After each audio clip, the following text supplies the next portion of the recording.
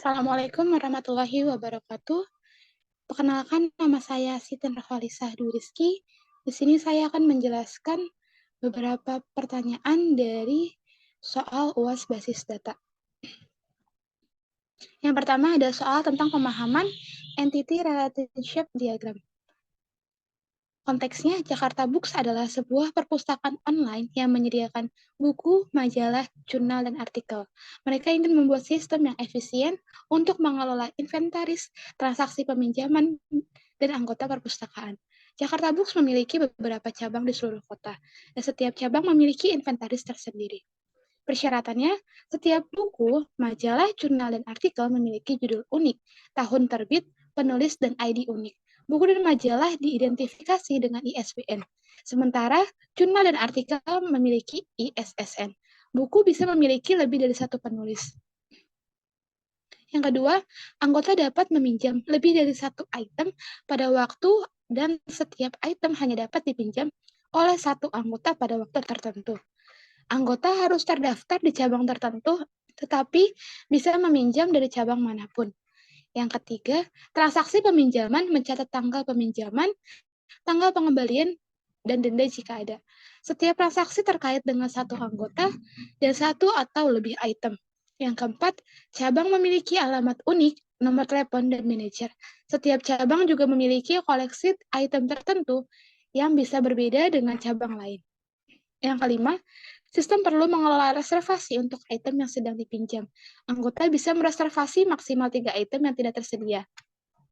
Soalnya, buatlah IRD yang kompleks berdasarkan skenario di atas yang mencakup entitas-entitas berikut, yaitu buku, majalah, jurnal, artikel, anggota, transaksi peminjaman, cabang, dan reservasi. Pastikan untuk menunjukkan semua atribut kunci, hubungan antar entitas, serta kardinalitas dan partisipasi dari setiap hubungan.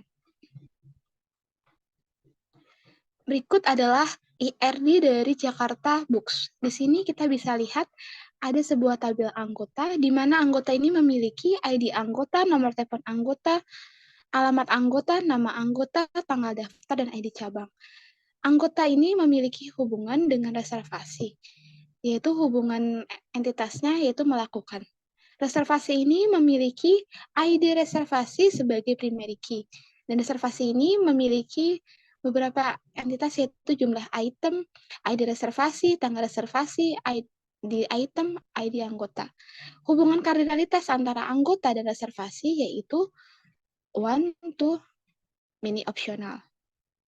Lalu, hubungan reservasi ini mempunyai hubungan entitas dengan list reservasi, yaitu detail. List reservasi ini memiliki ID list reservasi sebagai primary key.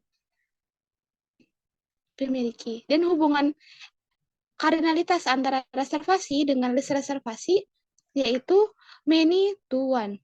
Anggota juga memiliki hubungan dengan cabang, di mana cabang ini memiliki ID cabang sebagai primary key dan hubungan antara anggota dengan cabang yaitu daftar di. Hubungan kardinalitas antara anggota dengan cabang adalah many to one mandatory. Selanjutnya yaitu hubungan cabang dengan inventaris yaitu punya hubungan entitasnya. Lalu kardinalitas antara cabang dengan inventaris yaitu one to many, di mana cabang ini memiliki ID cabang dan sebagai primary key, lalu inventaris memiliki ID inventaris sebagai primary key-nya.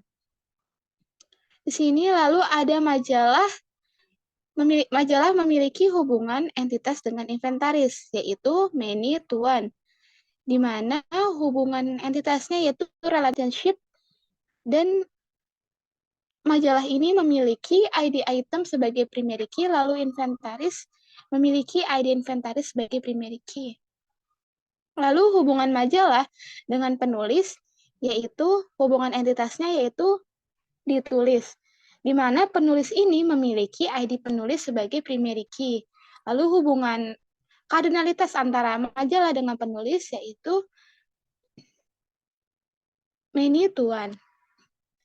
Lalu hubungan penulis dengan artikel, di mana artikel ini memiliki ID item sebagai primary key, lalu hubungannya itu yaitu ditulis, dan kardinalitas antara penulis dengan artikel yaitu one to many. Lalu penulis dengan jurnal memiliki hubungan yaitu relationship di mana jurnal ini memiliki ID item sebagai primary key, lalu kardinalitas antara penulis dengan jurnal adalah one to many. Yang terakhir ada penulis dengan penulis buku. Penulis buku itu memiliki primary key yaitu ID penulis, di mana hubungan kardinalitas antara penulis dengan penulis buku yaitu one to many. Lalu hubungan penulis buku dengan buku yaitu relationship, di mana buku memiliki ID item sebagai primary key, lalu hubungan kardinalitas antara penulis buku dan buku adalah many to one. Lalu ada hubungan buku dengan inventaris. Hubungan buku dengan inventaris, hubungan entitasnya yaitu memuat, di mana kardinalitasnya yaitu many to one. Lalu ada transaksi peminjaman. Transaksi peminjaman ini memiliki primary key yaitu ID pinjam, lalu ID item dan jumlah item ini bersifat multi-value. Hubungan transaksi peminjaman memiliki hubungan dengan anggota, hubungan entitasnya yaitu melakukan, di mana kardinalitasnya yaitu many to one. Lalu hubungan transaksi dengan list peminjam yaitu hubungan entitasnya itu detail, di mana list peminjam memiliki ID list peminjam sebagai primary key, dan hubungan kardinalitas antara transaksi peminjaman dengan list peminjam adalah one to many. Selanjutnya, di sini atribut kuncinya sudah dijelaskan di sebelumnya. Ini juga sudah, ini juga sudah. Terus ada partisipasi setiap hubungan.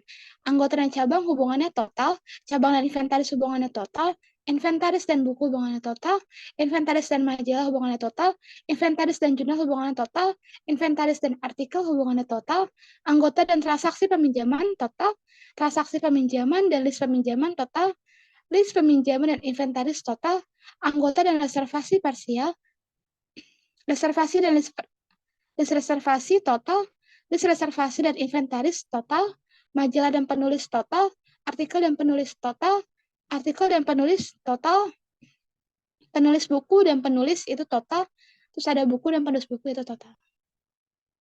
Selanjutnya itu soal tentang pemahaman normalisasi.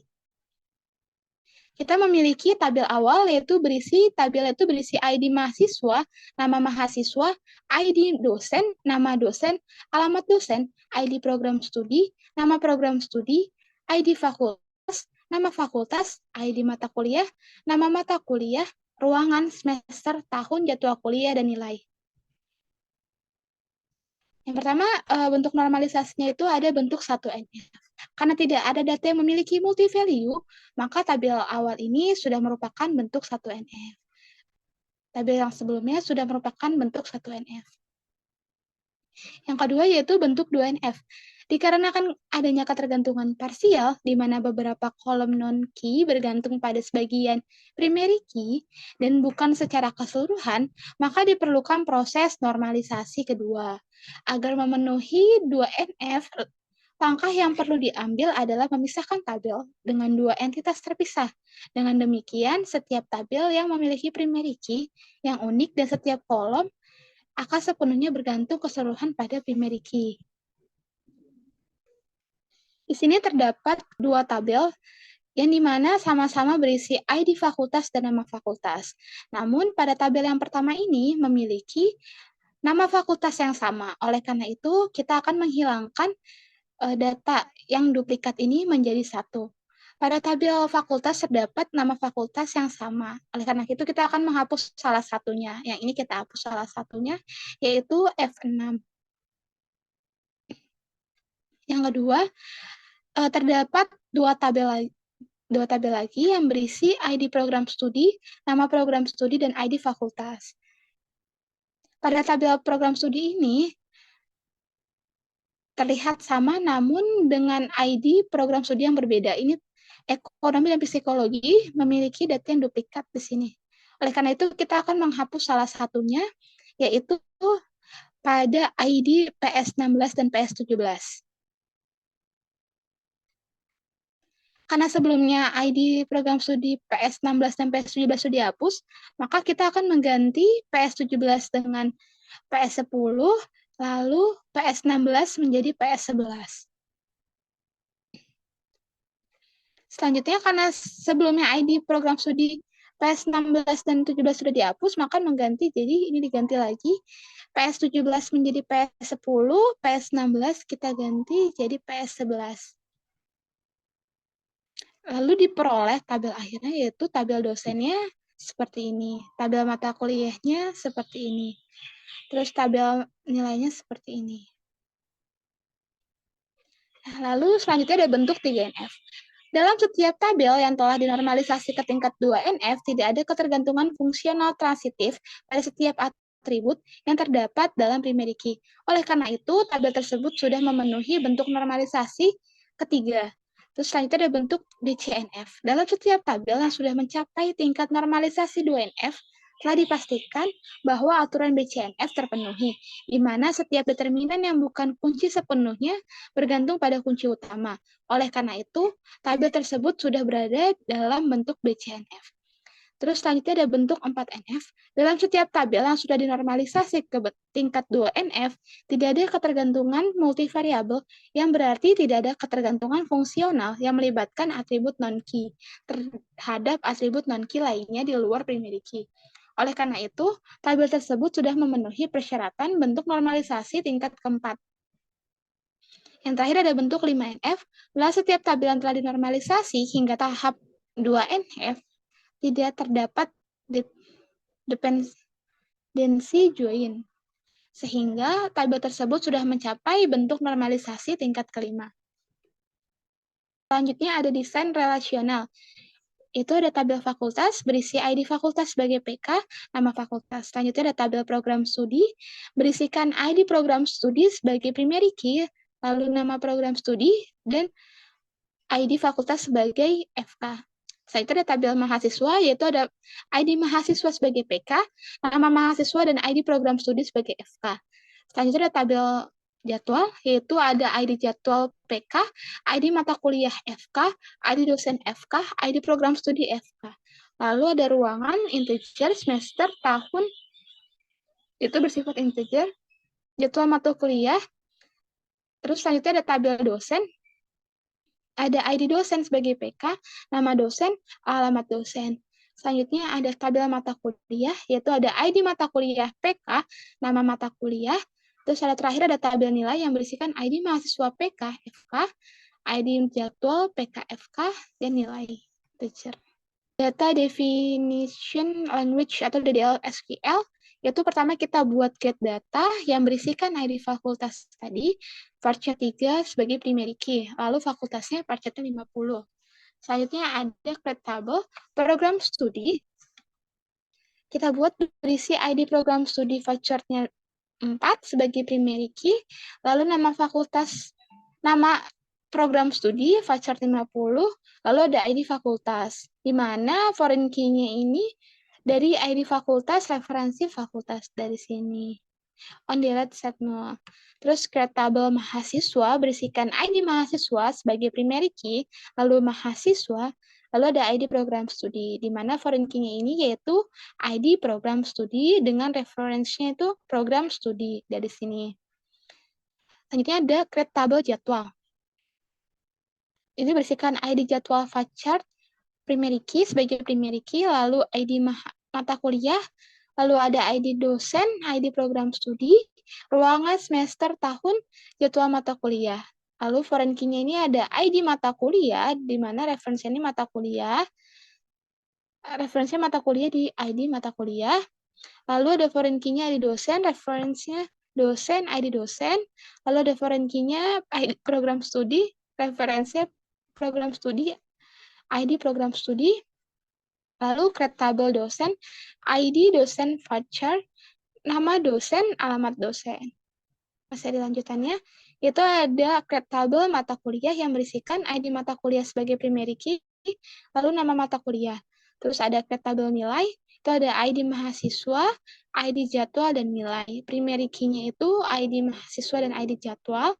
Foreign key-nya itu ID mahasiswa, reference-nya itu mahasiswa, ID mahasiswa. Lalu foreign key yang kedua ada ID jadwal, reference-nya jadwal, ID jadwal. Ini adalah bentuk skema dari DDL sebelumnya. Seperti ini, kurang lebih. Terakhir ada soal pemahaman query. Yang pertama, buatlah query untuk menampilkan daftar mahasiswa yang mendapatkan nilai tertinggi di mata kuliah algoritma, termasuk nama mahasiswa, ID dosen, dan nilainya. Yang pertama kita select listing, di mana M sebagai nama mahasiswa, J sebagai ID dosen, MK sebagai nama mata kuliah, dan N sebagai nilai. Terus kita ambil dari nilai N, terus kita join mahasiswa M on N.id mahasiswa sebagai M.id mahasiswa. Jadi kita samain ID mahasiswa dari nilai dengan ID mahasiswa dari nama mahasiswa. Terus kita joinin, kita gabungkan jadwal dari J on N.id jadwal sama dengan J.id jadwal. Jadi kita samakan lagi ID jadwal dari nilai dengan ID jadwal dari ID dosen. Lalu join mata kuliah MK on J.id mata kuliah sama dengan MK.id mata kuliah. Terus join dosen D on J.id dosen sama dengan D.id dosen. Di mana MK nama mata kuliah ini sama dengan algoritma. Jadi kita akan mencari sebuah tabel di mana tabel ini berisikan kata algoritma. Terus kita order by, kita urutkan nilainya dari yang terbesar. Dengan limitnya 1, karena kita akan mengambil nilai yang paling tertinggi saja. Diperoleh namanya itu Zahra, ID dosennya D1, nama mata kuliahnya algoritma, nilai tertingginya 91. Selanjutnya, tuliskan query yang mengidentifikasi dosen dengan jumlah mengajar mata kuliah terbanyak lintas program studi, menampilkan nama dosen dan jumlah mata kuliah yang diajar. Pertama kita select listing, terus kita d.nama dosen, count listing j.id mata kuliah as jumlah mata kuliah, di mana kita akan mengambil tabel dosen, terus kita join dengan jadwal j on d.id dosen sama dengan j.id dosen. Kita group by d.nama dosen, kita order by jumlah nama mata kuliah, diurutkan dari yang terbesar sampai yang terkecil. Diperoleh tabel seperti ini, nama dosennya, lalu ada jumlah mata kuliahnya dari yang terbesar sampai yang terkecil. Selanjutnya itu buat query yang membandingkan rata-rata nilai mahasiswa antara program studi, menampilkan nama program studi dan rata-rata nilai mahasiswa di fakultas tersebut. Yaitu kita select listing ps.nama program studi, kita average n.nilai s rata-rata nilai, terus from program studi ps join mahasiswa m on ps.id program studi sama dengan m.id program studi. Terus kita join nilai n on m.id mahasiswa sama dengan n.id mahasiswa. Kita group by ps.id program studi, terus kita ps.nama program studi, kita order rata-rata nilai dari decimal. Kita rata-ratakan nilai dari semuanya. Lalu diperoleh tabelnya kurang lebih seperti ini, berisikan nama program studi dan rata-rata nilainya. Nama program studinya ada dari fisika sampai ilmu komunikasi, dan ada rata-rata nilainya dari yang terbesar sampai yang terkecil. Di sini. Selanjutnya buat query yang membandingkan rata-rata nilai mahasiswa antara fakultas, menampilkan nama fakultas dan rata-rata nilai mahasiswa di fakultas tersebut. Kita select f.nama fakultas, average n.nilai, s rata-rata nilai, from fakultas F. Terus kita join program studi ps on f.id fakultas dan ps.id fakultas. Terus kita join mahasiswa M on ps.id program studi dan m.id program studi. Lalu kita join lagi nilai n on m.id mahasiswa sama dengan n.id mahasiswa. Terus kita group by f.id fakultas, f.nama fakultas, kita order by rata-rata nilai dengan di des kita urutkan. Lalu diperoleh nama fakultas dan rata-rata nilai ini. Nama fakultasnya dari arsitektur sampai ilmu sosial.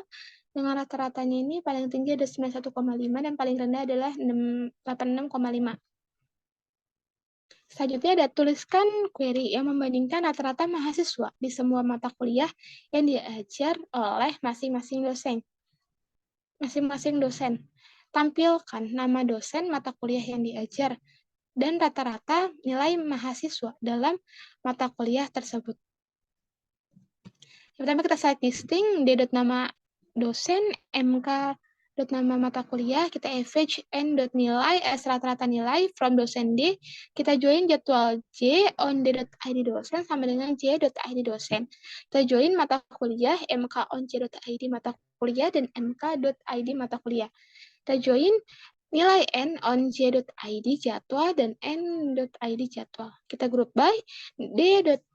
Nama dosen, mk.nama mata kuliah, kita order by rata-rata nilai dari des. Terus kita hasilnya keluar input, lalu hasilnya keluar output, yaitu berisikan nama dosen, nama mata kuliah, rata-rata nilai. Di sini ada terdapat 25 nama dosen dengan rata-rata tertingginya 93. Sekian presentasi dari saya, kurang lebihnya mohon dimaafkan. Wassalamualaikum warahmatullahi wabarakatuh.